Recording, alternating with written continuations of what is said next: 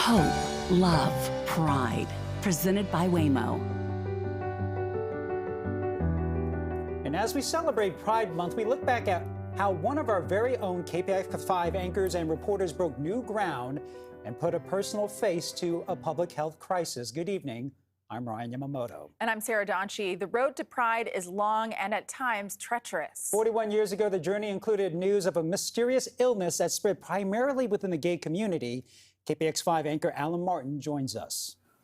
Well, Ryan and Sarah, yes, of course, it was a life-threatening condition. It was known as AIDS. And for one former KPIX journalist, the crisis actually turned into a true gift. Former KPIX anchor and reporter, our colleague Hank Plante. How important are we to you? Well, listen, San Francisco. For 25 years, Hank covered some of the biggest stories in the Bay Area. Do you still characterize this as a barroom brawl? Hank Plante. But none as profound or consequential as AIDS. Looking back on it now, with the hindsight, how would you describe your experience of living through and covering the AIDS crisis? It was a gift. It was a gift. Hank began his journalism career at the Washington Post. The new activism around AIDS. By the 80s, he turned to TV and KPIX. You were out at the time, correct? Yeah, I was. I think I was the first openly gay TV reporter in the country. I was certainly one of the first. And so when AIDS came along, there I was in San Francisco, which was ground zero for the AIDS epidemic.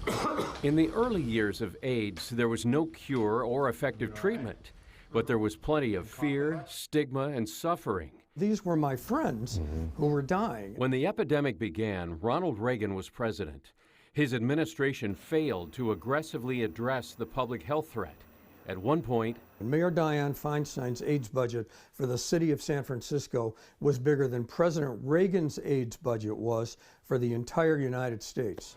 KPIX television made a monumental decision to extensively cover the AIDS crisis. Hank was part of our team. One is whether it's safe to give. The goal? To educate viewers, stem the spread of the disease, and lessen the fear. It also put a human face on the unfolding tragedy. Patients spoke openly with Hank. You know, it was so much to ask of these AIDS patients, to ask them to go on TV in 1986. They knew they looked bad. They knew they had lost weight. They knew that maybe they had lesions on their faces. Their friends would see it. Their employers would see it. I mean, these men and women were so courageous. 4 years after the crisis began, President Reagan finally acknowledged the epidemic in public. And I made a note in my reporter's notebook that night, standing in front of him, that at that moment when he said the word AIDS for the first time, 23,000 Americans had already died. As dawn broke over the U.S. Capitol, the incredible sight of the AIDS quilt came to life. In 1987, the AIDS quilt, woven with the names of those who died, was displayed for the first time on the National Mall in Washington, D.C. KPIX sent Hank to cover the unveiling.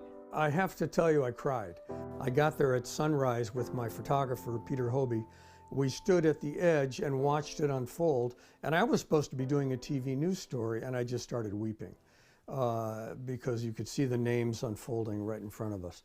And Peter, the photographer, was gracious enough to walk away and give me a moment to compose myself, because I wasn't there to cry, I was there to report on what was going on. It was overwhelming, and I'll never forget that moment.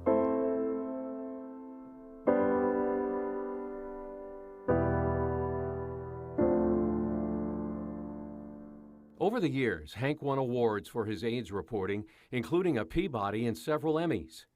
As to why covering the epidemic was such a gift to Hank, it has nothing to do with these accolades. It's the work that I'm proudest of in my career. I actually think we save people's lives.